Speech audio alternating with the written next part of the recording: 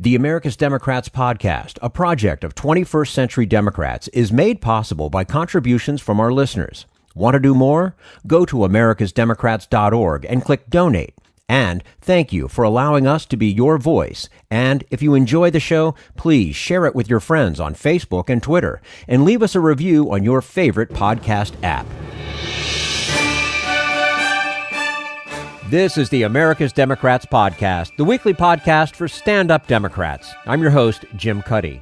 This week, investigative journalist David Cay Johnston gives us his read of the New York Times report on the Trump's family taxes.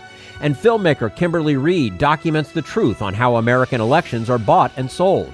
Plus, what will Republicans do about a ballooning budget deficit?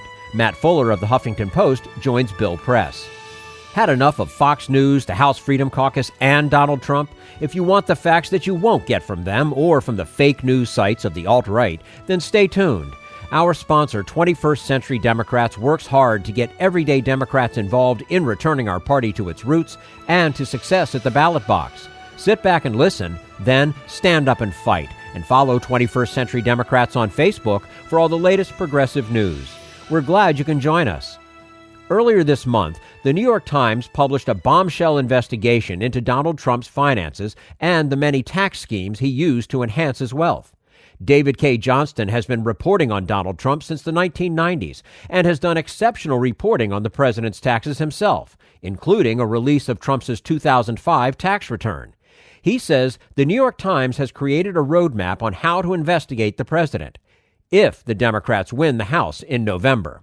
And we say hello to David Cay Johnston, an award-winning journalist, editor, and founder of DCReport.org and author of the best-selling books, It's Even Worse Than You Think, What Trump Administration is Doing to America, and The Making of Donald Trump. David Cay Johnston, thank you so much for joining us today on the America's Democrats podcast. Well, thank you for having me back, Jim. It's always nice to talk with you. So you are by far the most prolific of reporters covering Donald Trump's finances, and we are eager to hear the take on the New York Times reporting on our president's taxes. In terms of being a tax cheat, what are some of the most important takeaways from that reporting? Well, the Times, without any question, shows that the Trump family engaged in massive tax fraud that, had it been identified at the time or within 6 years of when the tax returns were filed, could have and should have resulted in indictment, prosecution, and upon conviction, prison sentences. Now, I and a few other people the Times credited by name for our previous work, we never got within a million miles of what the Times has because we didn't have what they got. Family members, retainers, and others leaked to them over 100,000 pages of internal Trump family documents covering the 1950s up to about the turn of the century. Now, it's too late to prosecute those as crimes unless the government were to argue that the Trump family is a racketeering enterprise, and I don't think that's likely. But, Jim, the important item here is this is why we need to see Donald Trump's tax returns. Leopards do not change their spots, and old leopards, like Donald Trump especially, don't change their spots. And thorough audits of Donald Trump's recent tax returns are almost certain, in fact, I would say it is certain, they will show criminality. The Attorney General of New York, Barbara Underwood, has said that she is persuaded there was criminal activity by Donald Trump with the Donald J. Trump Charitable Foundation, which was mostly money from people doing business with him, a sort of form of legal kickback to him, and which he used as a personal cookie jar to settle lawsuits, to buy portraits of himself, to make an illegal campaign contribution to Attorney General Pam Bondi in Florida, who shut down an investigation of the sham Trump University. Every one of those expenditures was income to Donald Trump under the law, and if he did not report it as income, that's for sure a civil offense and could well be a crime. And one last point, remember that Donald Trump was tried twice already for income tax fraud. Very few Americans know this because I'm the guy who found the records and reported it, and even the Times didn't mention it in their huge project. But he lost both of those civil trials, and the trial record shows that he was just flat out cheating, just doing what he does about his wealth, making numbers up. And somehow it rolls off him like water off a duck. That's what I just find so confounding. Well, it has so far. I think we're going to find out November 6th whether the tide is going to turn. And frankly, if the tide doesn't turn, if the Republicans remain in control, my fears that I've expressed for a long time that Donald Trump, if he can, will take over our government. Those fears are going to keep me up at night. We are either at a point where Americans are going to exert themselves and remember that this is our government, we own it, and we need to act like owners, or people are going to stay home at the polls, and we're not going to continue to have our liberties as Americans. Absolutely. David, in a post at dcreport.org, you reminded us that, in your words, Donald Trump is a crappy businessman. Close quote. That's the headline. I don't write the headlines. Right. The editor, one of the editors does. But yeah, he was. He's a terrible businessman. You go into business, Jim. You go into business to make wealth, to create wealth. And you only take what you need to live whatever lifestyle you want to have relative to the success you have in building wealth. I mean, to a person like, say, a real wealth builder, Jeff Bezos, with $160 billion, you know that way more than he could ever possibly consume. That isn't what Donald Trump does. Donald Trump gets a hold of a business. He squeezes all the cash out of it, just like when the mob does a bust out of an outfit. He doesn't pay his vendors as he should. He cheats the government. He doesn't pay his workers fully. And then he lets the carcass rot while he walks away with a lot of money. That's not wealth creation. That's how mobsters behave. And these are things that you've been pointing out for quite some time. Have we 30 learned? Years. Have we learned even more from this New York Times report? Oh, yes. And, you don't have to be a tax expert to read this. I mean, I'm in the unique position as the paper's former tax reporter and the person who's covered Trump the longest to tell you that this is the most masterful piece of investigative journalism that I have read since I got into this business 52 years ago. Every time I read a very complex story about taxes, accounting, and the law, I expect at some point to wince. Oh, no, they got that wrong. There is not a single technical flaw in that coverage. And I had nothing to do with it except, as the Times has said, I inspired it by my reporting in 2017 about Trump's 2005 tax return. I think basically they were worried I would scoop them on something. And I don't, as an individual who's a pensioner, have the resources to have done what they did. But this is, Jim, this is the single most extraordinary piece. And I mean, I'm including the Pentagon Papers. I'm including the Times 1996 Rushing Away from Taxes, which I was the lead reporter on and is the biggest enterprise project the New York Times has ever done. This is way beyond what anybody else has ever done in its quality, its depth, and its importance. And it is a roadmap for how to investigate Trump if the Democrats get control of the House or the Senate. And if they don't, well, Americans, I guess, are going to join the long list of countries where democracy's failed, and we will end up in a tyrannical situation. It may not happen directly under Trump, but it will happen if we don't get a new Congress. Well, and after reading the report, David, the one question that comes to mind is, how did he get away with it and get away with it repeatedly? Jim, that's easy to explain. If you live in New York or California or many other states and you give a car to your child and you say it's worth $1,000 and let's assume it's worth $20,000, the authorities find you right away and they say you owe sales tax on this car because you underpriced it. And that's because all those records are digitized. But the Trumps are in real estate. Real estate records are kept by local county governments. They are not digitized in the same way, and there's no reporting. So you would have to catch the Trumps, understand real estate law, have the records that are largely kept at the time this was done on ledger sheets in musty rooms in, Brooklyn and Queens and Manhattan and Staten Island. And it's a nightmare to try and enforce the law there. I have held in my hands documents for a $1 billion real estate transfer in New York, where the parents in the morning owned the buildings, signed off on them, and then in the afternoon, presumably after going to lunch, their children ended up owning these properties. The most aggressive possible tax posture could not have reduced the gift tax obligation below $100 million. It should have been $300 or $400 million, but they might have gotten it to $100 million.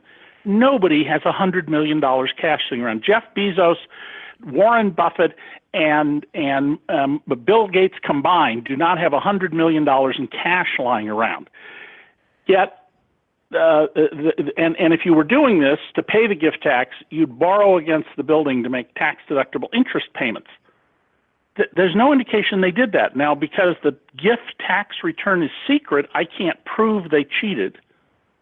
And the IRS knows about this but has taken no action because of this difficulty with the real estate records and the fact that we've reduced the size of the IRS by more than a third in the past 25 years, while the population of the country has grown by a quarter. The tax police are now capable, basically, of going after tricycle thefts, but they have to walk away from the murder cases. We're speaking with David Cay Johnston, award-winning journalist, editor and founder of DCReport.org. Of course, the author of best-selling books, It's Even Worse Than You Think, What Trump Administration is Doing to America, and The Making of Donald Trump. David, in an op-ed about the reporting, you had this to say. Millions of Americans believe Trump is a modern Midas. They believe the president will lift them out of hard times after a half century during which the super-rich flourished and their incomes were mostly flat. So in the face of ever-mounting evidence that Donald Trump is a liar and a con, why do so many Americans refuse to believe it? Well, because we're herd mammals. You know, we follow leaders. I mean, look at Ronald Reagan. You can love Ronald Reagan or hate Ronald Reagan, but nobody can deny that he was a powerful leader who brought about the end of the New Deal era and set us on the road that led us into what we're in now, the era of Trump. And so Donald Trump, a lot of us would like to be rich. We identify with the rich. And so people believe him. What's hilarious about this is, as a candidate, Trump said he was worth more than $10 billion. He tells us that constantly, right? Absolutely. Forbes magazine comes out the other day and says, oh, his wealth has fallen from $4 billion to $3 billion. Donald Trump had to file his net worth statement, his financial disclosure, under oath. And it only shows $1.4 billion. And that is even grossly inflated because under federal law, he doesn't have to report many of the loans that we're confident he owes. And secondly, he overvalues properties. He claims each of his Scottish golf courses is worth more than $50 million, even though year after year they lose millions and millions of dollars. They've lost tens of millions of dollars by now. And it's a fraud. Donald Trump, when I revealed he wasn't a billionaire in 1990, I said to him to his face, Donald, he told me he was worth $3 billion. I said, Donald, I don't believe you. And he said, what do you mean? And I said, you can't pay your bills. You have all these people you owe money to that aren't being paid. If you're worth $3 billion, you take out a loan, you sell an asset, you do something to get the money. Oh, you don't know what you're talking about. And he called me a liar for months until he had to put into the public record his net worth statement that showed he was worth minus $295 million, and that was a generous assessment. Donald Trump is not a billionaire. He's never been a billionaire. There's not one shred of verifiable evidence that he is. It's just like when he claimed that Madonna and the actress Kim Basinger, the former Mrs. Alec Baldwin, and Carla Bruni were sleeping with him. It's just imaginary, delusional stories by a mentally ill man. And people need to, but every day I turn on the TV, the billionaire Donald Trump. No, he's not. And at the end of the day, what is the value of this new information? I mean, do you think we'll ever get to see Trump's taxes, and will we ever see a criminal investigation? The state of New York, let me back up. D.C. Report on June 15th of this year called on Andrew Cuomo or the State Department of Taxation and Finance to authorize a criminal investigation of Trump's taxes over his foundation. And I even told Cuomo how to do it with deniability. Just announced that the State Taxation Department should do whatever they think is appropriate. That way, if it turns out it's a home run for you, you can claim credit. And if it's a disaster, you can say, hey, I just told them to do their job. Well, that's what he did after our followers besieged his office with phone calls, completely tied up his phone line for days, demanding an investigation. The state has now announced that as a result of the New York Times piece, they are investigating. And Donald Trump's recent tax returns are almost certain on thorough, comprehensive, well-funded audits to show that he has cheated. That's why he's not showing them to us. And this is not going to be simple work. Trump's tax return, he showed a picture, and I believe him, that his tax return is about 2.5 feet tall. Absolutely likely for someone with all the enterprises he has. But good auditors, they can go into an individual who's got 5, 6, 10,000 businesses, and there are people like that in America, and they can find out what was really going on. And yes, I believe we do. I would guess that a year from now, Jim, if you call me, assuming the American people go to the polls and elect a new Congress, that you and I will be talking about the contents of Donald Trump's tax returns, because Congress has the right to get them and to make them public. Before we wind up, tell us what you're doing with DCReport.org. Well, this is a volunteer project run by myself and former senior editors at the New York Times, the LA Times, and the Wall Street Journal. And our mission is to cover the government. We don't cover what Donald Trump tweets. We cover what he does. We've broken lots of big stories. We're right now on the verge of accusing showing that a prominent government official has committed felonies. And we tell you about things like the subsidies that are being given to Verizon and AT&T by the Trump administration, the violations of law they're doing, because the Washington Press Corps does a very good job of covering the White House and the Capitol in terms of politics and intrigue, but they don't cover our government, and that's what we do. And we do it as volunteers because we haven't raised enough money to do more.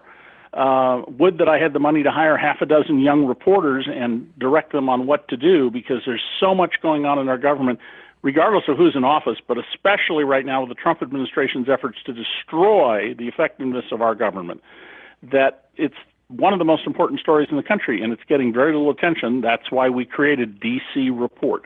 We don't run ads. We don't sell our mailing list.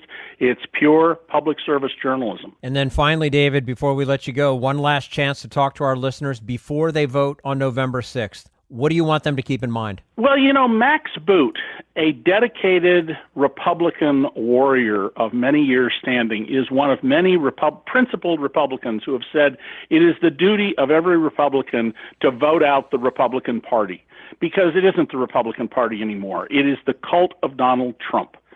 And if you want to be living in a free society, if you want a society that is run by decent people, whether you agree or disagree with their politics, they're fundamentally decent people for the benefit of all of us, then we've got to get a new Congress. And the people like Mitch McConnell, who's not up for re-election, who are trying to cement the minority party's control rather than change their policies to benefit all Americans, we need to vote these people out and get a new Congress, and then that Congress needs to work on getting the big campaign money out of politics, because the real underlying problem to all of this is that the reforms after Watergate, reforms I covered and wrote about at great length at the time and thought were going to make things better, they have backfired. They have turned into a disaster, giving the Koch brothers and the Mercers and the people who support Donald Trump inordinate levels of power, and we've got to change that if we want our liberties to endure and our democracy to thrive. Get out and vote. David Cay Johnston, author of the best-selling books It's Even Worse Than You Think, What the Trump Administration is Doing to America, and The Making of Donald Trump. And, of course, he's also the editor and founder of DCReport.org. David, as always, it was great speaking with you today, and we do look forward to having you back again with us soon. Good. Take care. Bye, Jim. Thanks, you as well. And this is the America's Democrats podcast, the weekly podcast for stand-up Democrats.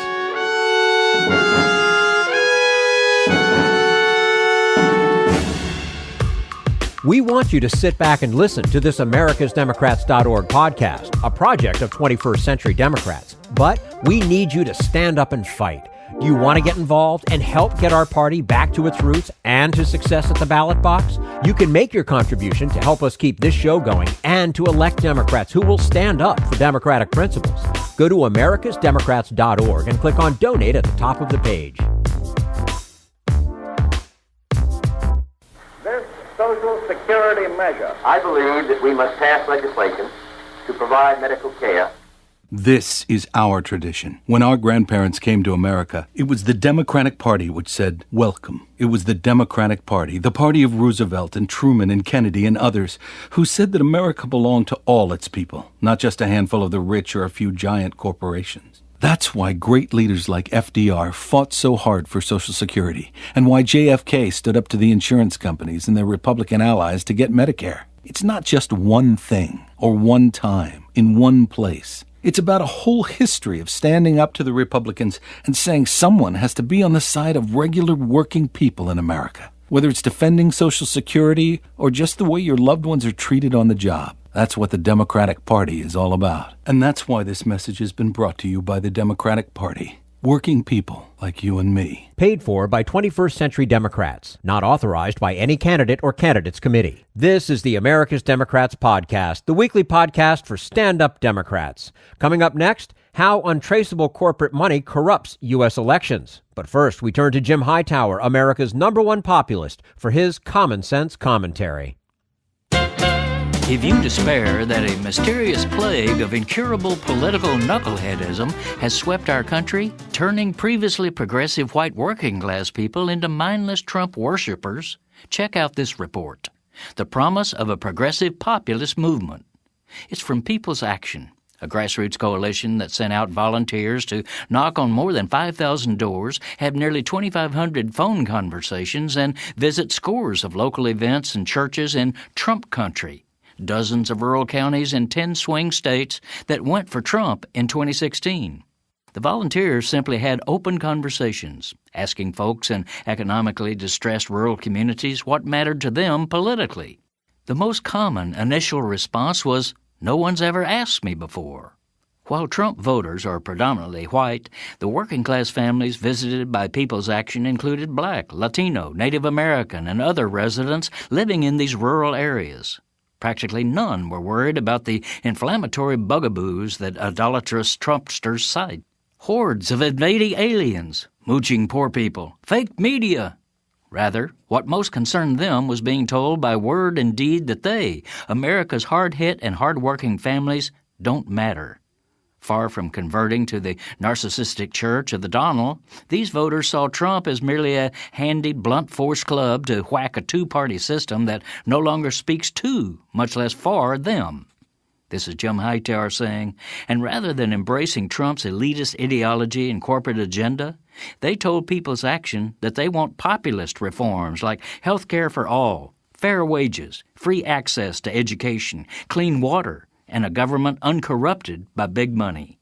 To learn more and read the report, go to peoplesaction.org/the promise of a progressive populist movement. Need an antidote to the progressive blues? Want some good news about how grassroots folks are rebelling against the corporate powers and winning? Well, here's an easy-to-swallow pill for you, the Hightower Lowdown. Hightower's monthly newsletter will give you the lowdown, even as it lifts you up. It's 4 pages a month, jam-packed with facts you can use, actions you can take, and Jim's own Texas humor, all for only $15 a year. To become a lowdowner, go to hightowerlowdown.org.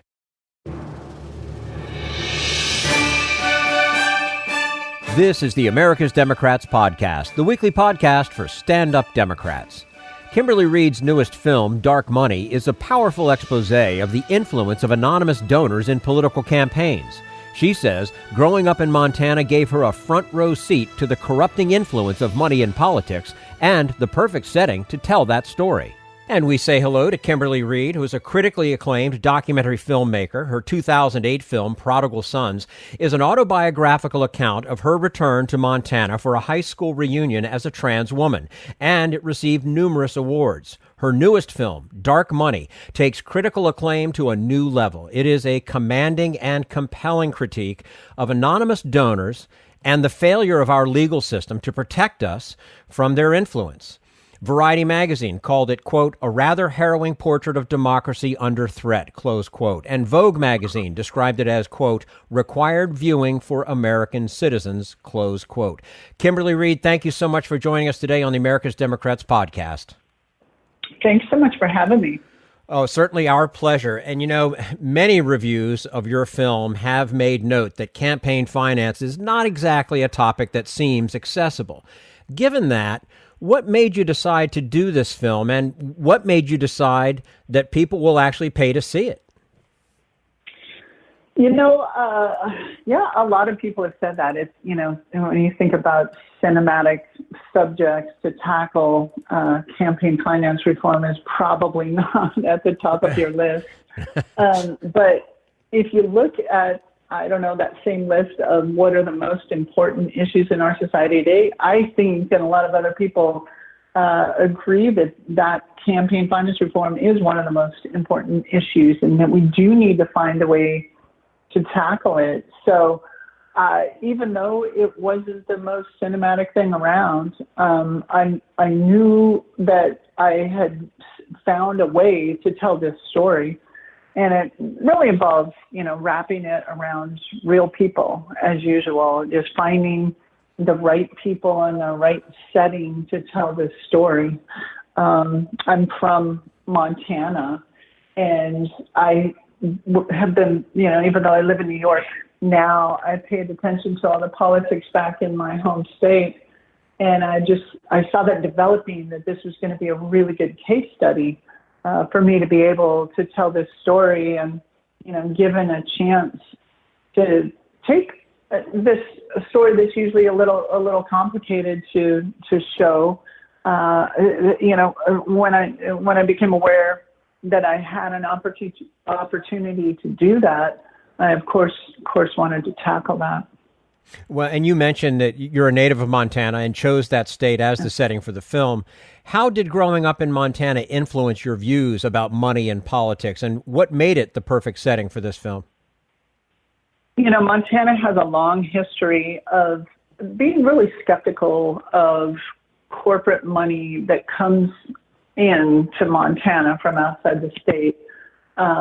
If you have a state like Montana that has a lot of natural resources and doesn't have a lot of people living there, unfortunately, that oftentimes becomes a story about corporations or individuals coming in, oftentimes working in natural resource development, mining, timber, coal, that oftentimes for them to get a leg up on the competition means, cutting back on regulations, means not cleaning up messes that you introduce with resource development. And Montana has experienced that over basically as long as it's been a state, since the late 1800s.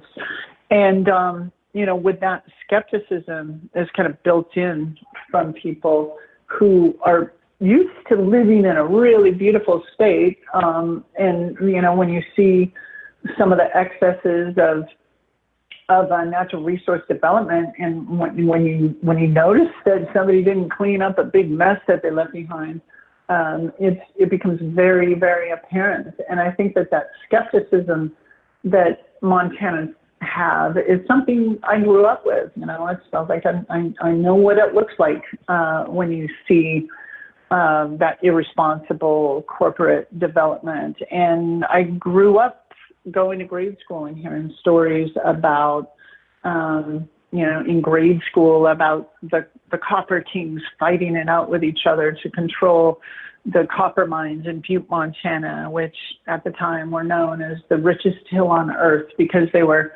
busy electrifying, the nation and, pulling a bunch of copper out of Butte, Montana, so that they could turn it into copper wiring for electric lighting that was becoming popularized at the time. And I heard all those stories about these copper kings fighting with each other about this, and I think I could see a way that kind of deep skepticism and about that corporate control was going to fuel Montanans as a population. And, it turned out that's what happened. And the way that got expressed was Montanans passing some of the first statewide ballot initiatives to oppose Citizens United. It turned into some of the elected officials running on platforms of campaign finance reform right on the heels, and we're talking about 2012, right on the heels of Citizens United being passed in 2010, the next election cycle.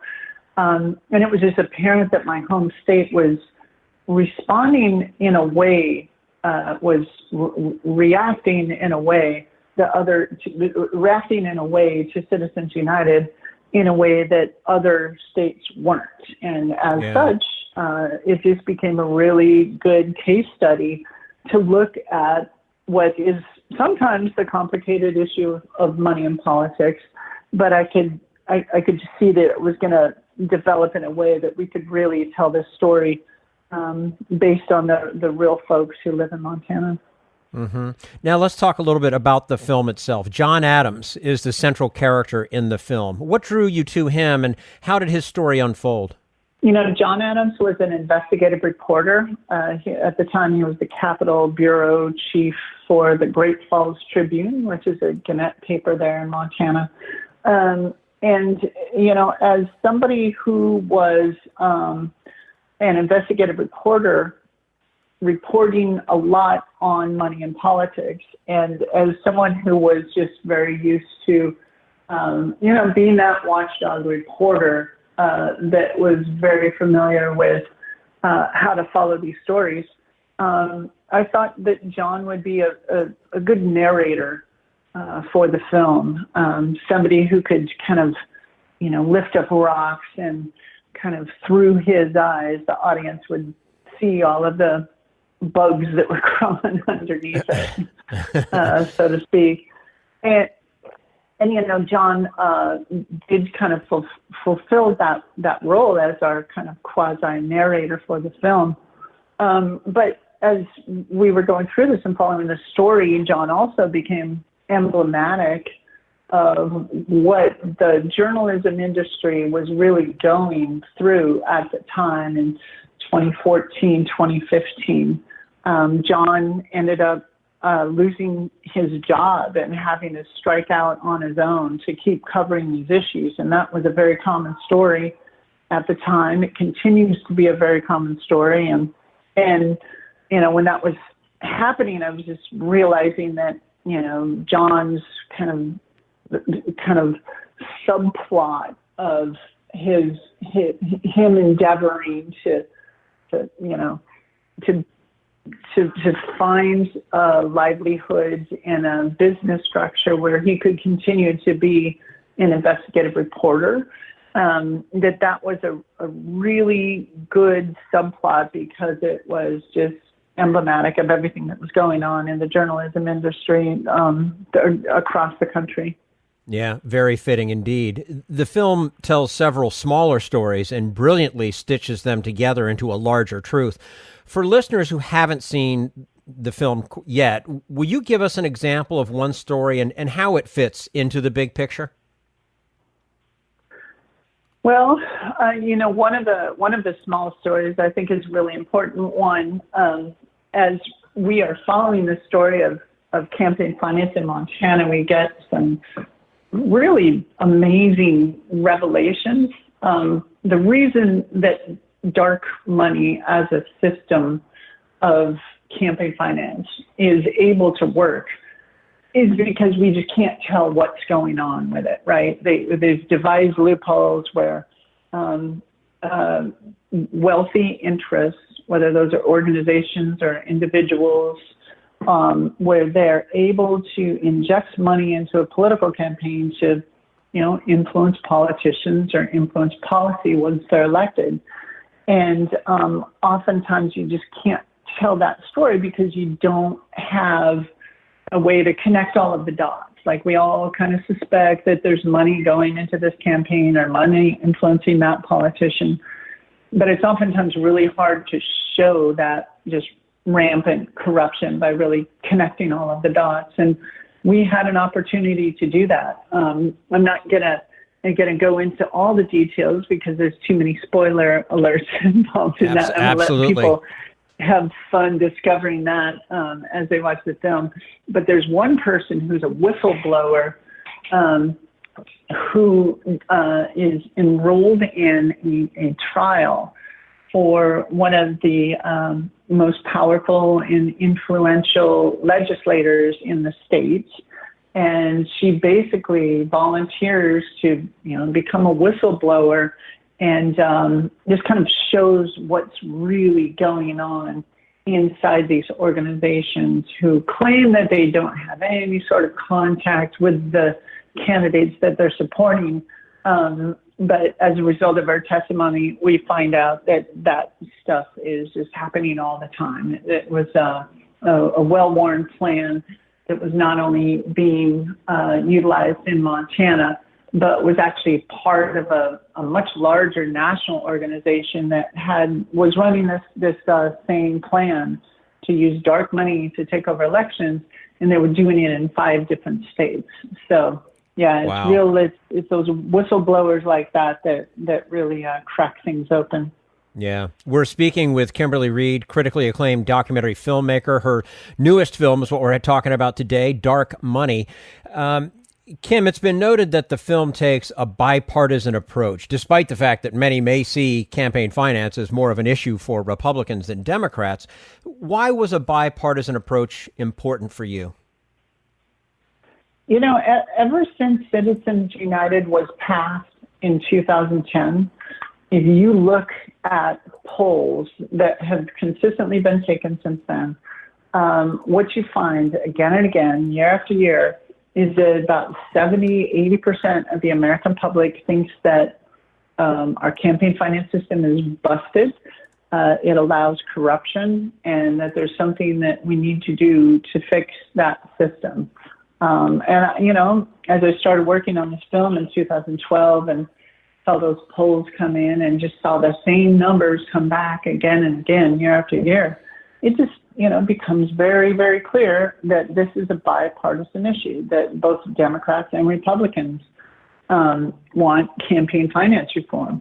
That discussion shifts a little bit when you start looking at national politics, where I think that dark money has been weaponized by Republicans more than it has at a state by state level, where I think you find a lot more unanimity in just wanting to get rid of anonymous money in politics. But when you're talking about an issue that is bipartisan, it was very important to me to reflect that with characters who come on, all sides of both sides of the political aisle.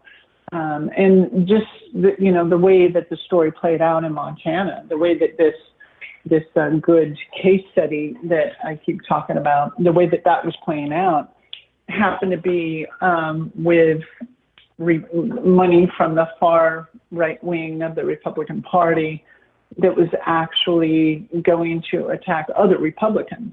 It was working in primaries, and it was just kind of showing up at the last minute in these primary elections, which usually people don't pay attention to. But if you think about it, it can really have the effect of changing the real nature of the elected officials who finally get into office. Yeah, So, absolutely. yeah. Absolutely. Yeah. Clearly you were well schooled in this issue before you began production. Given that, how did the film deepen your knowledge about how dark money works, and did anything surprise you? Oh, there were so many surprises, and I think that there were discoveries of evidence that came from stolen cars that ended up a couple of states away, and there's a lot of kind of a wide range of emails that are leaked. There's this whistleblower that I referred to. There's just so many twists and turns in this story that I can't really choose one surprise that was the most surprising. There are a couple of them, but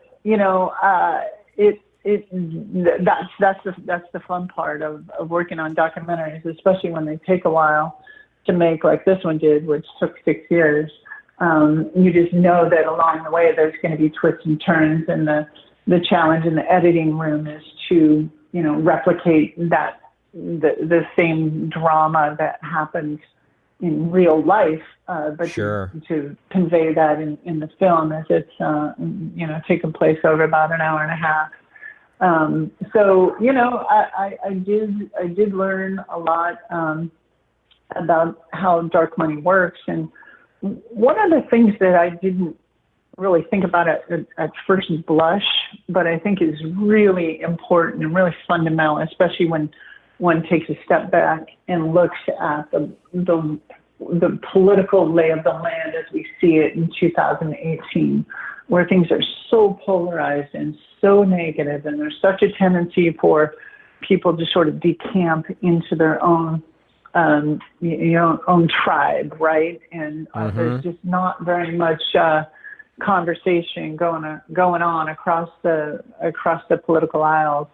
And one of the things is that if you have anonymous money that's funding ads, and I say ads because they're the most expensive component in running a political campaign these days. This is buying up the TV airways and creating those ads and paying to run them. That's where most of the money goes. If those ads are anonymous, they have a tendency to be negative, almost always. If candidates for office have to, as they sometimes do, if they're paying for them, at the end they have to say, my name is Kimberly Reed and I approve this message. Right. When candidates put their name on something, it's almost 100% of the time, it's a positive ad that presents a candidate in a positive light. It's not about attacking somebody else.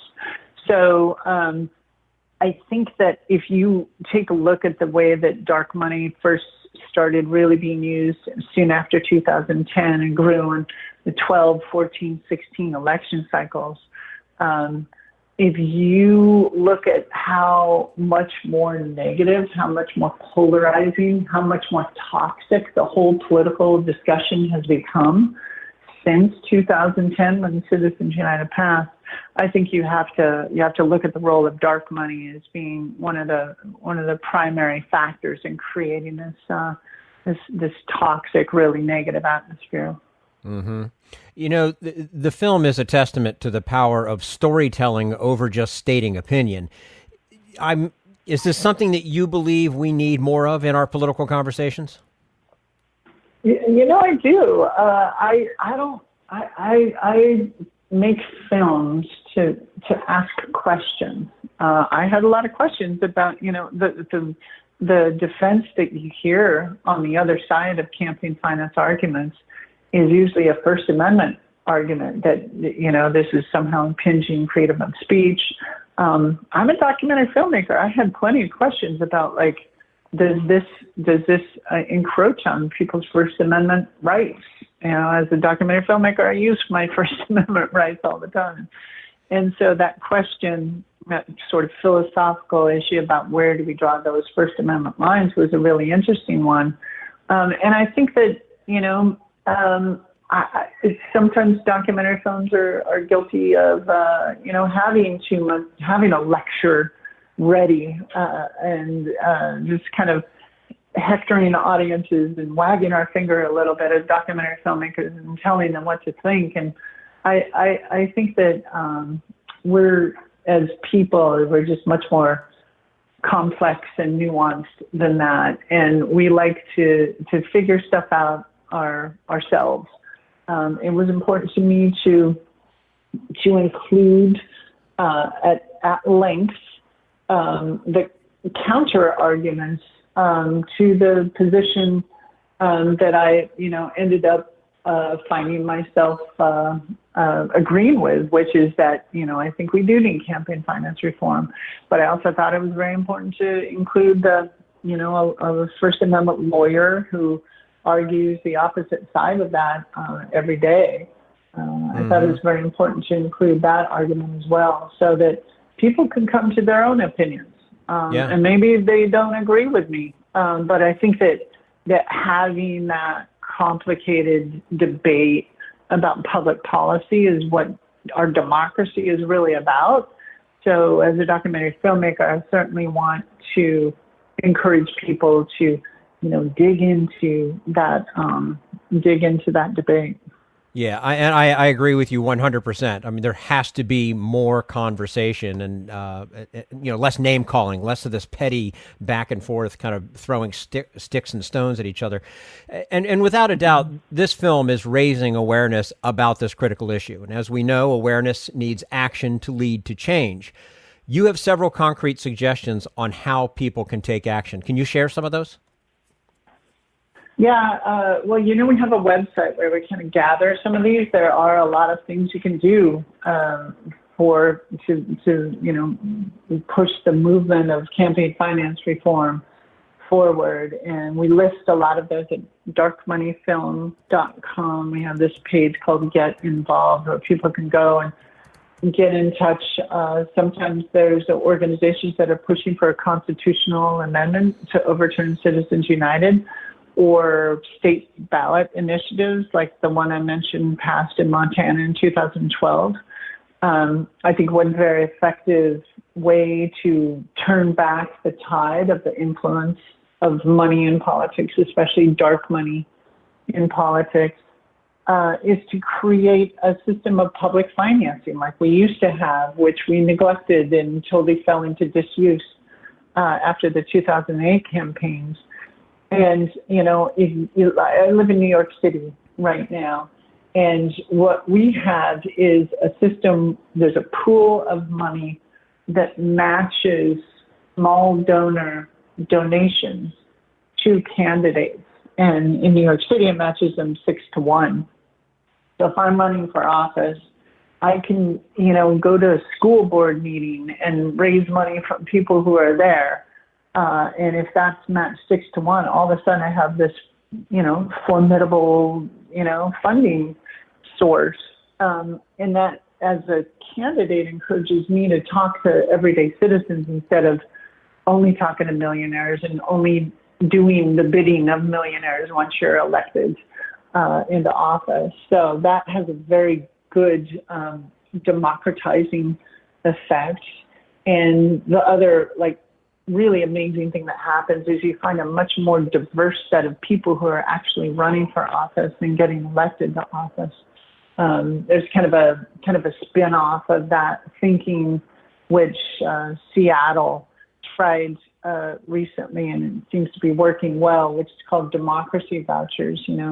Every citizen, every registered voter gets a handful of vouchers that just look like coupons, but to a candidate, they can cash those in for money to fund their campaign. Mm-hmm. And that kind of does the same thing. It puts democracy back in the hands of everyday citizens so that, even the homeless person on the corner who probably has some pretty strong ideas about how the homeless are treated, has a voice in our democracy in a way that, otherwise they would just be ignored by and large.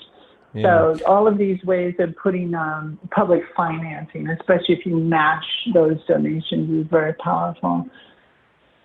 And folks, again, darkmoneyfilm.com if you want to find out how you can take some action of your own. And Kim, to close, I just want to say congratulations to you and thank you for this film. How can people see it, and what's next for you? So we're actually in the process of rolling out in theaters nationwide right now. If you're not, you can find out if our film is playing in your town by going to darkmoneyfilm.com, and there's a screenings page where we list all of those. If it's not coming to your town really soon, we are hitting many cities across the U.S., but if it's not coming to your town soon, you can watch it on PBS on October 1st. There's going to be a national viewing party. So instead of just sitting at home alone and watching it, get a couple of your friends. You can go to pov.org and sign up to host a national viewing party so that you can watch it with friends, discuss it with friends, and just kind of, amplify the impact that our film is going to have. And we think that by doing that on October 1st, we're going to be kind of, right in the heat of midterm elections, but there's still time to do something about it, to let your elected officials and your candidates for office know that campaign finance is something that's really important to you. Dark Money is the name of this latest documentary, darkmoneyfilm.com. You can find out more information about it. Kimberly Reed joining us today on the America's Democrats podcast. Kim, thank you so much for your time. We wish you the best of luck and look forward to hearing back from you again soon.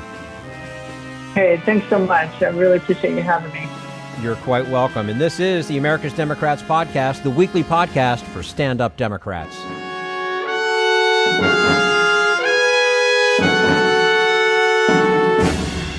We want you to sit back and listen, but we need you to stand up and fight. Help get our party back to its roots and to success at the ballot box. Make your contribution to keep the americasdemocrats.org podcast, a project of 21st Century Democrats, on the air, and help elect stand-up Democrats. Go to americasdemocrats.org and click on Donate at the top of the page.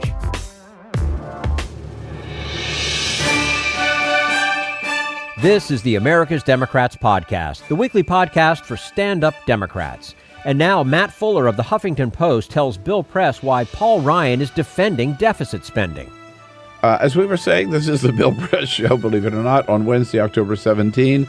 Great to see you today. Thank you for joining us online on YouTube, youtube.com/The Bill Press Show, on the radio out on WCPT in Chicago, and on television on Free Speech TV. Joining us here as a friend of Bill this hour, Matt Fuller from HuffPost, covers Congress and all other good stuff for HuffPost. So, Matt, what are the Republicans going to do about this huge budget deficit? They hate deficits. They hate them so much. And these Democrats always roll up these big deficits, and it's only the Republicans who liberal agenda balance the budget, I right? know. Yeah. It's funny that... Do you remember the day when Republicans used to care about budget I very much do. I remember... in some ways, I did fall for that, because there were a lot of conservatives who talked very tough about deficits and said, we've got to get our fiscal house in order. And, we were watching deficits rising for quite a while under Obama, and that wasn't necessarily Obama's fault. We've had, wars for more than a decade, and we inherited a pretty bad economy from George W. Bush. But, and they did sort of get those deficits a little bit in order. They've reduced them from over $1 trillion, cut it more than in half, under $500 billion for a while. And then, Paul Ryan took over, actually, because this trend actually didn't just start with Donald Trump. Yeah. Paul Ryan, you might remember, who, made his whole thing, the cutting the budget. And, Total. He was Mr. Fiscal Conservative. Mr. Fiscal Conservative. Suddenly, he becomes Speaker, and we just see that sort of drop by the wayside, that rising deficit. Paul Ryan, of all people. Paul Ryan, right. I mean, a lot of this is military spending. Republicans, again, just in the order of preferences, they all say, okay, well, let's take care of the military first. Meanwhile, the Pentagon's never been audited. We've never had a Pentagon audit in our lives. They continue to fail. It's actually they're in violation of the law at this point for not having an audit. But Republicans instinctively know that the Defense Department needs more money. We need more money for this. And it's we had those. You might remember the budget caps, right? We and you can be forgiven for not, because we don't live by those rules really.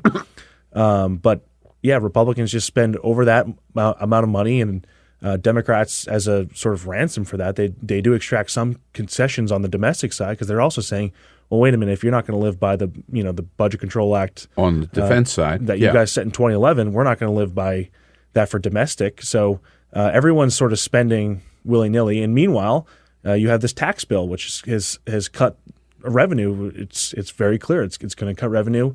It's not just this year. It's going to be forever at this point, at least for the 10 years that we have for the individual side. And if the Bush tax cuts taught us anything, that we will, once again, we're not going to raise tax. Politicians don't like to raise taxes. So I would assume that those are here to stay. Well, the other myth here, one myth is that Republicans are fiscal conservatives. The other is that which a lot of people fell for again this time, even though this myth has been proven untrue way back to the days of Ronald Reagan, that if you cut taxes, the economy will rebound, and you'll actually get more money than you did before because of a booming economy. The tax cuts pay for themselves. Tax cuts pay for themselves and more. Yeah, it has never worked. No, and never. And in fact, I remember asking Republicans this time around, and I just took the concrete example of the 2001, 2003 Bush tax cuts and said, did those tax cuts pay for themselves? And without fail, the only Republican, and this is funny, the only Republican who said they did not pay for themselves was Mark Meadows, the Freedom Caucus chairman.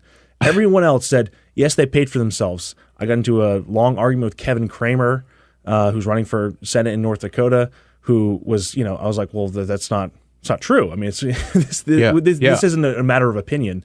And he's like, well, in fact, it is a matter of fact that they did pay for them. They more than pay for themselves. And this is sort of the Republican lie is that, and they cover this a little bit by saying, well, if we hadn't had this war, we would have had this booming economy, or the economy would have totally tanked, and we needed those tax cuts to recover some. And of course, there is there's some recovery of what you spend with increased economic activity, but it's not enough to make up for what you've lost in the revenue side. And I forget the exact numbers, but the fact is that George Bush came into office with a surplus. Right. Thanks to a small surplus, but Ronald from Bill Clinton balanced the budget, left a small surplus. George Bush came in, hit those tax cuts, and we were back into deficit spending by the end of the year. Right, very quickly, and a lot of it was defense spending fueled, but a lot of the other bit was, you might remember, people getting those refund checks. Oh yes. So I mean, and a traditional measure here, I think that a lot of economists sort of go by is that you might make up for 1/3 of the whatever you spend on the tax cuts with increased. I mean, they basically say it's increased GDP growth, which then you get more taxes that way. But again, I had Republicans who said, "Oh, I don't want the tax cuts just to pay for themselves. I want the tax cuts to, I want growth." I can hear that line in my head from Dave Bratt, the economics professor who was certain that the tax cuts had paid for themselves when it's very clear that they never did. Right. So I saw that. By the way, Greenberg yesterday came out with a poll. So these tax cuts, of course, were going to be the number one issue that Republicans were going to run on in 2018 and win on in 2018. Right. They're just going to sell these tax cuts. That's why they forced them through. You and I talked about it last December. That was their motivation. Greenberg shows today that American people, by a margin of 12, 52% disapprove of the Republican tax cuts, 40% approve of them. So it's sort of like the American people have gotten the message, this ain't helping us. Right. No, I've heard this from a number of Democratic candidates too, who say, I go in a room and I just ask, who here thinks that this tax cut was designed for the poor or for them? Or the middle class. Who here benefited from it? Right. I'm sure if you said raise your hands if you benefited from it. I mean, so corporations received a 40% tax cut, right? They were going from dropped in almost in half, or 35 to 21, I think, is that? Yeah, I forget the exact number. I know it's at 21. The corporate tax rate is now at 21%. I think you're right, 35 to 21. So I think that'd be a 40%, or I'm not a math major. Don't ask me, man. Yeah, it's about. I think that's about 40%.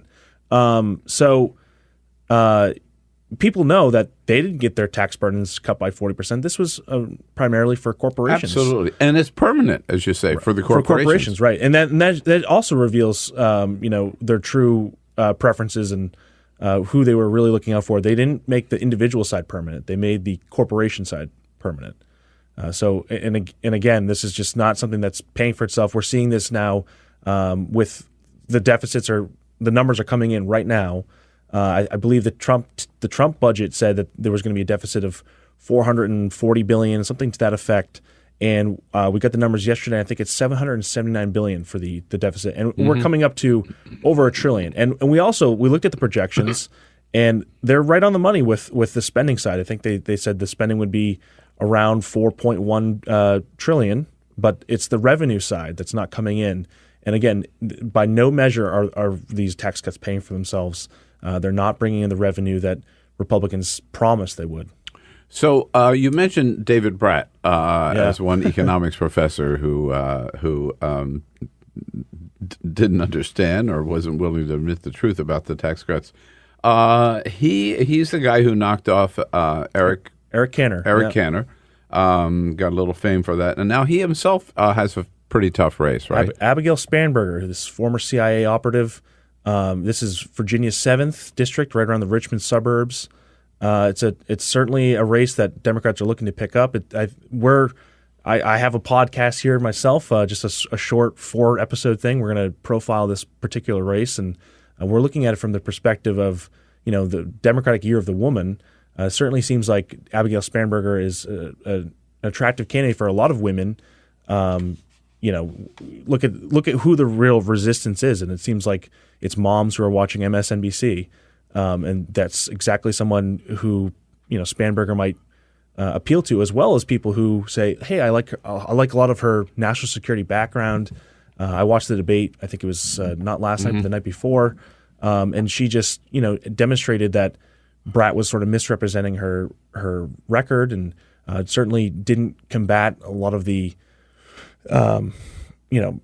the lines from Bratt that she basically just led everyone to believe that she'd be more of a moderate, I think, than this liberal that he's presented her as, someone who's going to champion Medicare for all. She's not. Well, it seems from what I didn't watch the debate, but reading your accounts and hearing from others, that he had his basic number one issue was Nancy Pelosi. Yeah, I mean it's funny that it's not it's not really the tax cut bill, and I would say that Dave Bratt is happy to run on the tax cuts, and he's happy to give that line and talk about deficits and GDP growth, and there's sort of a comfort zone for him.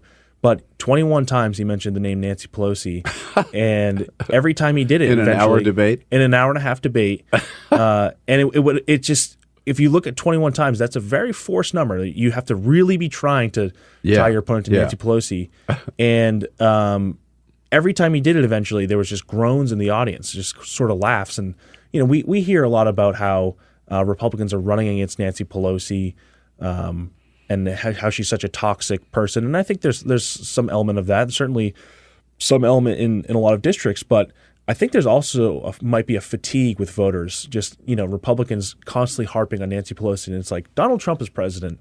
Nancy Pelosi is the minority leader of the House, right? Democrats, what power does she have? Exactly. It's almost comical that we don't talk about Trump, and yet we talk about Nancy Pelosi so much. And I think voters might be seeing through this a little bit, that you can only use this boogie woman for so long before people start going, this is just a ruse, really. Has what's her name? Abigail Spanberger. Abigail Spanberger. Has she said she would support Nancy Pelosi for Speaker? She hasn't said she supports. I don't believe she's on the list of people who said she would not support. She sort of, there's a very easy line for Democrats, which is something to the effect of, I don't know who's running, and I'm not focused on that election. Let's win this election first and go from there. We have heard that line here in the studio from several Democratic members of Congress, and I would say that that's a little bit of a mealy-mouthed answer. It is. To which my response is, well, she's running. Right, exactly. and this was that's exactly what Chris Matthews did with Danny O'Connor in Ohio. Was she's running. We need new leadership, and then he pressed him to the effect of if it's the choice between Kevin McCarthy, who we also know is running, and Nancy Pelosi, and this seems to be what the choice would pretty much be. Maybe Steve Scalise. Right. Who you're going to vote for, right? I mean, and if you're the deciding vote, and he basically admitted, okay, in that situation, Nancy Pelosi, and that might have actually hurt him in that race. I mean, I think he lost that election by about 1,000 votes, and that clip, that 1-minute clip, played relentlessly in Ohio that at the very end of the race. And if you're saying it didn't move 1,000 votes, I think that's questionable. So I do think there's an effect with Nancy Pelosi. I do think that this is tough for Democrats, but it's a very easy answer if it's really that hard for you, which is you just say, I'm not supporting her, and you actually mean it. And for the Democrats who have done that line, I'm thinking Connor Lamb in Pennsylvania, He had a debate last night with Keith Rothfuss, who's also a member of Congress. Lamb is moving his district because of the Pennsylvania redistricting. He's basically saying, well, I don't support Nancy Pelosi. This came up in his special election. He was the only Democrat to win during these special elections under Donald Trump, I guess we could say.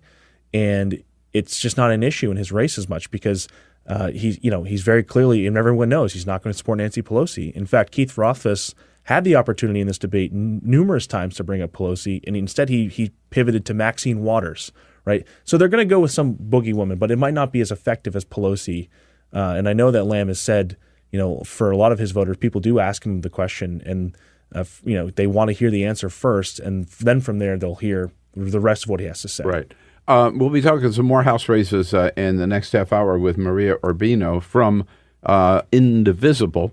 But I wanted to talk to you about one Senate race that's getting certainly a lot of attention. Last night, the second big debate between Ted Cruz and Beto O'Rourke. Cruz goes after Beto, of course, because he's a Democrat and he might have voted for some sound energy policies, maybe energy conservation or some tougher crackdown on the oil companies. For Ted Cruz, of course, that's the mortal sin in Texas.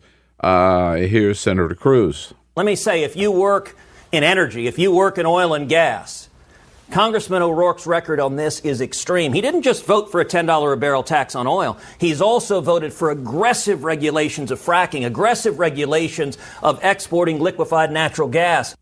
Oh, man. Aggressive Ted regulations. Cruz has this great way of saying things that are supposed to be negative towards Beto O'Rourke, but actually make him sound pretty great. Sounds pretty good to me. He sounds cool as hell. I didn't know his record was that good. But it was interesting the way Beto came back, taking a pretty tough line here. Sounds a little almost Trumpian. Senator Cruz is not going to be honest with you. He's going to make up positions and votes that I've never held or have ever taken. He's dishonest. It's why the president called him Lying Ted, and it's why the nickname stuck, because it's true. No one Ted. No one has mastered the smarmy laugh while being attacked better than Ted Cruz. While he's just pummeling him, he just has this terrible grin on his face. And Smithers. Yes, it's exactly. It does have a Mr. Burns quality to it in some ways. Interesting race, though, and as moments everybody's pointing out, Cruz is, 5, 6, whatever.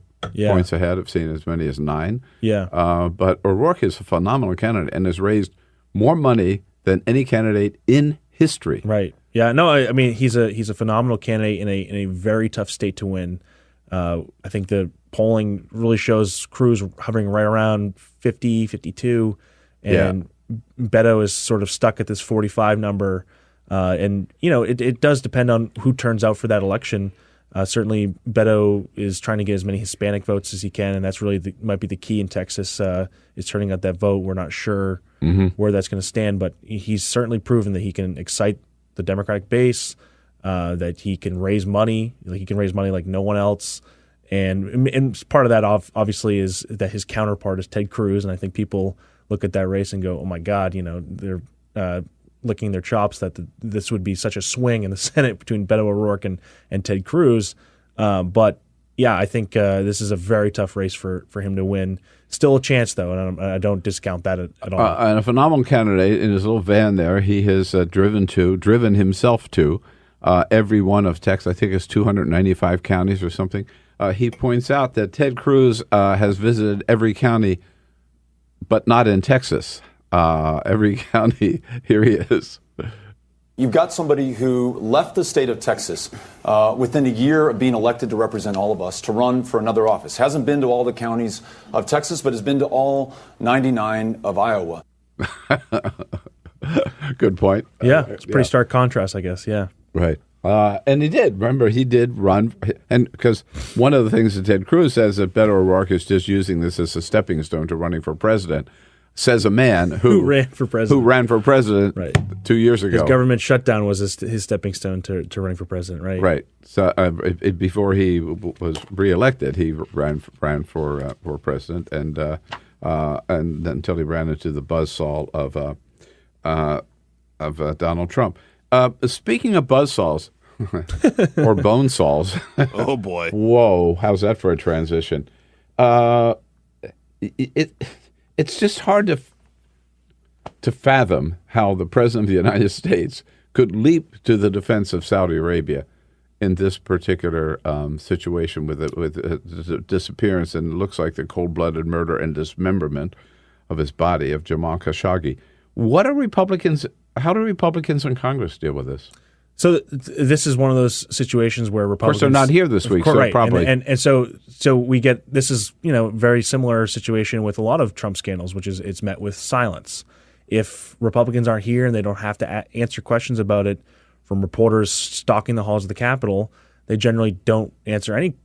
They're not. Most of them aren't issuing a statement on this. They don't volunteer a statement. They don't volunteer a statement. Probably they're hard to reach, right? If you call their district office or whatever. And this isn't maybe an issue that voters are really asking about. I think voters still care about issues like healthcare and the economy, taxes maybe, but certainly it's an issue that the National Press Corps would be asking about. And because they're not here, there's really no accountability for them. I mean, I think some local press might be asking questions about it, but again, you can sort of get out of this with mealy-mouthed statements that, I think you just don't disapprove of what the president said. You just sort of say where you stand, and I think that's really the playbook for Republicans all along. It's just been, try to avoid directly chastising the president.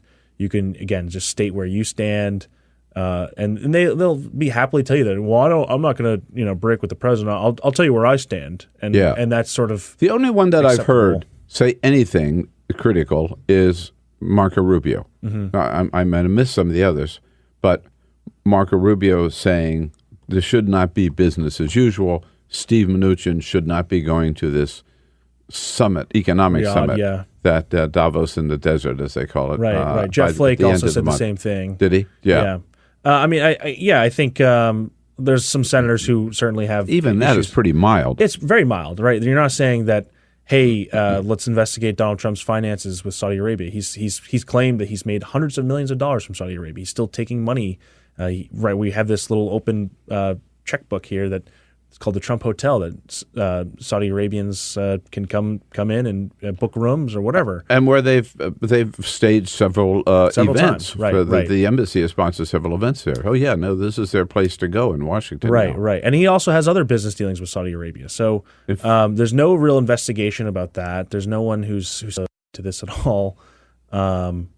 It's just business as usual with, again, Republicans saying, well, very mildly, I support an investigation. Or two clips on that point. First of all, Jonathan Karl from ABC News last night is pointing out that this connection between Donald Trump and the Saudis long precedes his time in the White House. This is a relationship that goes back a long time for Donald Trump. You remember in 1991 when he was in financial trouble and he had to sell his yacht, he sold it to the Saudis. There was a Saudi prince, big part of the investment group, that bought the Plaza Hotel from him in 1995. In 2001, they reportedly bought an entire floor of the Trump World Hotel in New York. So the Saudis have a long history with Donald Trump. Yeah, and then Donald Trump in 2015 acknowledges that his ATM was Saudi Arabia. Saudi Arabia, and I get along great with all of them. They buy apartments from me. They spend $40 million, $50 million. Am I supposed to dislike them? I like them very much. Yeah, the more money they give me, the better I like them. Right, and that's exactly how he thinks too, right? I mean, he's very explicit with these things. Yeah. That's exactly his mindset. As he said in his first response to the disappearance of Khashoggi was, well, we got this arms deal with the Saudis, so we got to be careful here, right? Everybody else won this arms deal, but we got it. And boy, if we're too critical of them, they could buy those arms from, I don't know, France or something, or UK. You can hide behind that to some extent when you're president. You could say, like, this is good for America, it's good for the country. But once it becomes clear and much more naked that this really is just all about your personal interests, then it gets a little tougher, or should anyway. Should, yeah, because this is something that's clearly worthy of investigation, right? This could be open corruption, and yet it's just something that passes. This news cycle will turn over into the next one, and it'll just sort of disappear. And meanwhile, there's a journalist who might be dead, or we very likely is dead, and was killed, right there in Turkey. And it just seems like this is something worthy of investigation that will just never really be investigated. If you just take the bare facts, okay? The guy, we know he walked into the embassy. We know that 15 people, including a forensic doctor with a bone saw, fly in that day from Saudi Arabia to Istanbul and are at the consulate and at the ambassador's residence right next door, the consul general's residence right next door. And we know the guy has not been seen since. Yeah. Yeah, it's very clear. And this, I mean,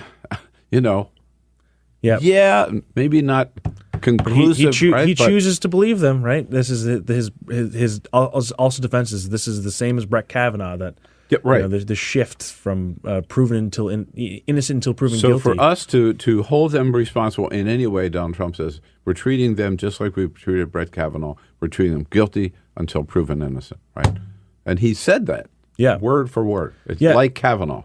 And that seems like equating the two, right? It seems like a total gaffe to anyone who is a normal person. But I think that a partisan hears that and they retreat into their normal foxholes of I was with Brett Kavanaugh on this, and I'm with the president on 90% of issues, and I think it actually does move the ball forward for him. Like that seems like a very stupid thing to say, but I actually think it's extremely strategic. I don't think it's something that he just shot off the tip of his tongue. I think that was something he had an actual conversation with people. To me, the fact that his base would follow him down that rabbit hole proves how totally corrupt and morally,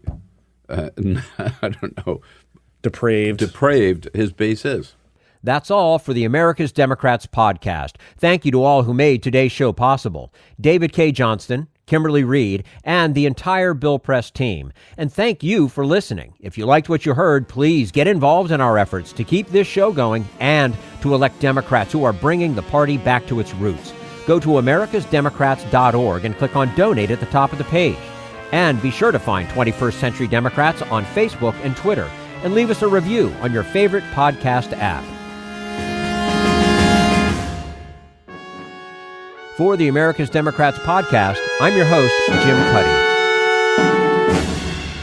We want you to sit back and listen, but we need you to stand up and fight. Join us. Support the americasdemocrats.org podcast, a project of 21st Century Democrats, and help elect Democrats who will stand up for democratic principles with your contribution today.